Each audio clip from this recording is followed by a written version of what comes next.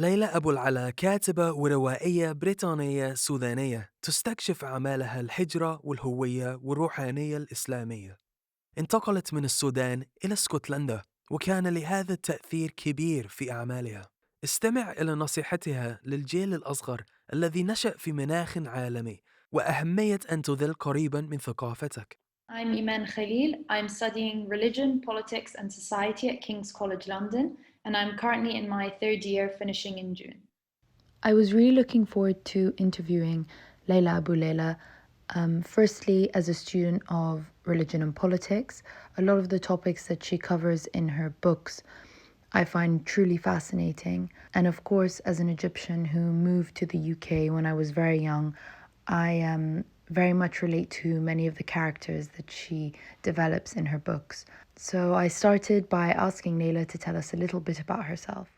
I originally come from Sudan. I grew up in Sudan, and then I moved to Scotland in my mid-20s, and I now live in Aberdeen, Scotland. I would just like to start by asking you, what were the most memorable turning points in your career and why? Well, the first memorable point, of course, was when I started to write, because I hadn't been writing all the time. I was growing up in Sudan.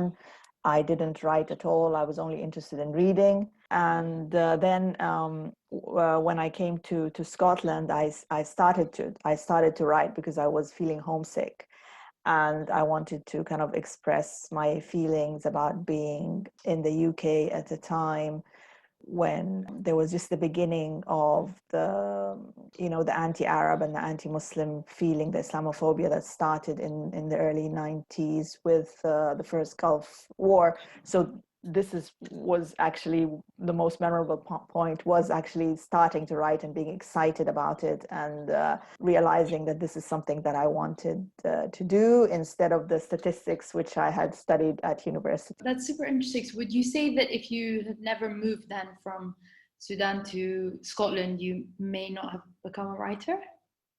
Definitely, yes. I'm actually sure about that, because I would have continued with the statistics. I was getting a postgraduate degree from the London School of Economics in statistics.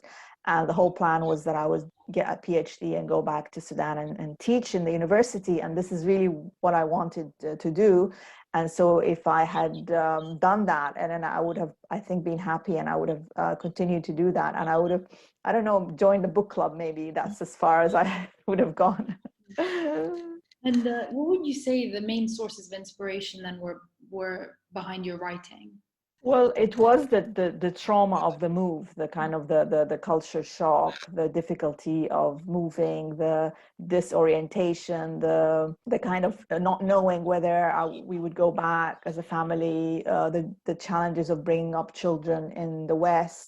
These were all things that if you think back in the 90s, there wasn't an internet. People weren't talking about these things. So for me, they seemed very personal and very to do with myself, whereas of course it's a problem that a lot of other people face, but as I was writing about them, it seemed to me that they were personal problems that I only had, and I was writing about in a personal way. Also, so from your writing, I know you've won many awards with that, but I would like to ask, how would you define success, and what were the most significant cautionary tales in your experience throughout your career? Oh, well, I think that for people like us who are in the West, but not of the West, let's say that, or we are marginalized because of being Arab and being Muslim, I think part of the success, it would be surviving, without losing our identity, without assimilating to the point that we've lost completely our attachment to our culture and to our roots. So there's all these pressures, and sometimes they are, obvious and in your face, and sometimes they are much more subtle than that. In your, like, personally, but also just in general, what would you say the dominant motivations of cultural assimilation are, and why? people want to come up in the world. People will always adopt the values and the cultures of people who are richer than them, of people who are more powerful than them. That is just a fact. It's purely worldly. It's a worldly instinct that people want to come up in the world, and so they will always adopt practices of the rich. That's a sad thing about humanity. The poor want to be rich, the brown people want to be white, and that's just people instinctively, that is what people want. But so we need to be aware of that and be in control of it, so that we are aware that when we have these tendencies as individuals or as groups, bells should be ringing. And how would you say religion affects assimilation? I think we're very lucky as Muslims that that Islam has protected us from this complete assimilation. If you look at colonialism, for example, whenever Europe enters a country, it immediately destroyed its language. It took away its culture. It replaced it all, with everything, education, everything. Except in Muslim countries, they faced a resistance. One of the big successes of the Muslim world is that the Christian missionaries failed to convert Muslims. They just weren't able to. In North Africa, in India, they just failed. But they were successful in non-Muslim areas. And so in a way, as Muslims, things didn't fall apart for us the way they did for non-Muslims. And using the title of Chinua Achebe's classic novel, things fall apart in which is a Nigerian novel. So things didn't fall apart for us. And in a way, as Muslims, we are in touch. Out of maybe anyone in the world, we are the ones who are deeply in touch with our original culture, with our original language. We still speak the language of the Quran, which is completely unusual in any other part of the world. Nobody is speaking on a day-to-day basis or in on a written. No one is keeping alive the language of their ancestors. That we're doing things that our ancestors did long time ago.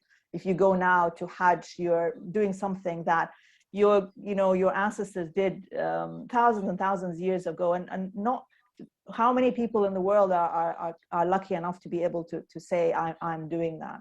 I'm doing what my ancestors are doing. And I'd just like to ask, who would you say, throughout your career when you were navigating through all these topics of assimilation, what would you say the most important mentors were for you? People who also had this mix of the West and the East, people like Edward Said, Ahdaf Suwaif, Tayyib Saleh.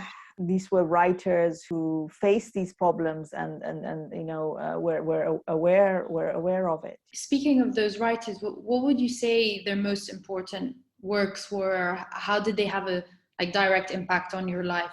Well, for example, Edward Said's Culture and Imperialism, and that focus on how art itself was not purely disconnected from politics and from colonialism. So it makes you then read, when you're reading world literature or you're reading any novel, really, you're then understanding the politics that goes behind it, the kind of the power dynamics that go behind it. Ahdaf Suwaif was always, in her novels, In the Eye of the Sun and The Map of Love, proud of her, Egyptian culture, proud of her roots. Tayyib Saleh, very much, very quintessentially Sudanese, writing about the Sudanese village, writing about, celebrating the customs of Sudan and actually putting all these things in paper. So that is great. And from your writing, what I know it's fiction, but would you say from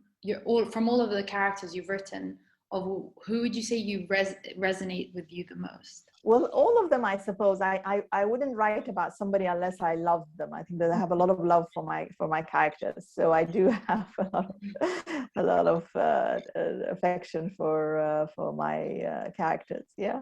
Along those lines, I'm sure you've inspired a few young people to, go pursue careers in writing.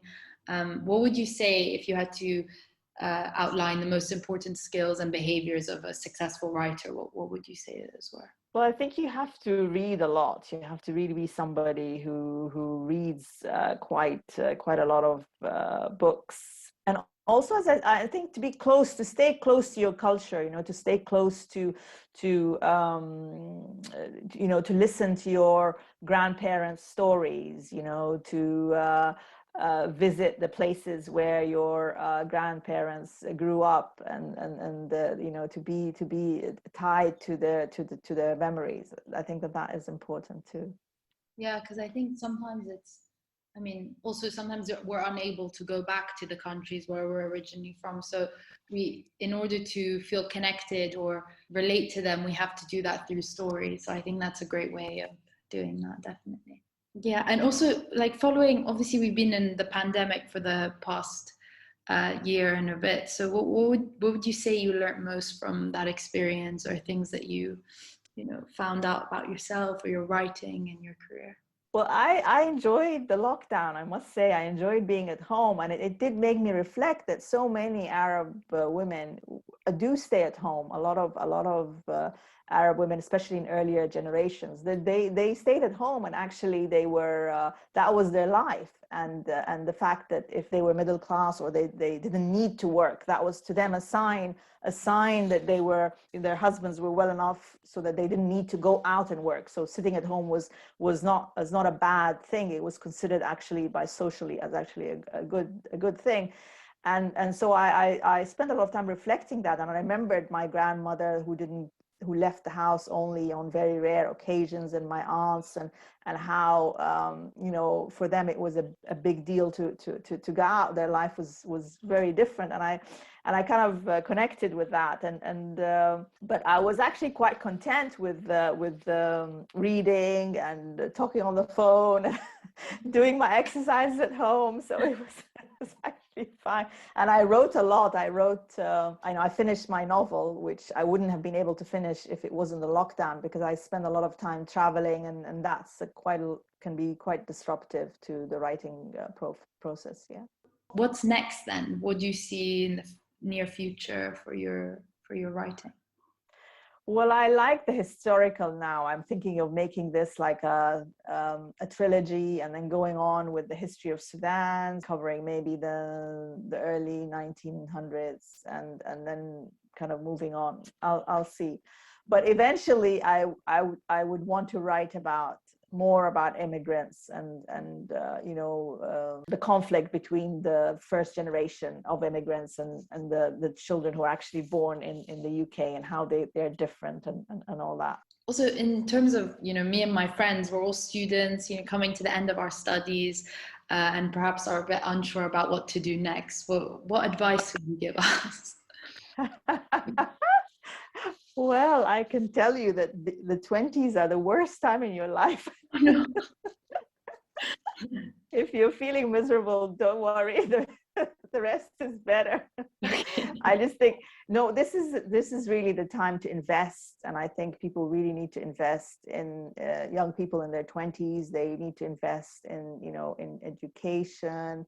Also relationships. I mean, find a husband, or it's not, I mean, it's very old fashioned, but it's true. This is the time, this is the time to fall in love. This is the time to invest in a relationship, because after a while it gets more and more difficult, and you become less flexible. So that's the good thing about being young, is you're so flexible. This is the time when you can move to another country, when you can, change your career, and after a while, all these choices just become really, really narrow, and you really don't have enough room to move. So these are the years really where you need to be very open-minded, towards relationships, towards job opportunities, learning languages, immersing yourself in another culture. This is the time to do it. Thank you so much. You're welcome.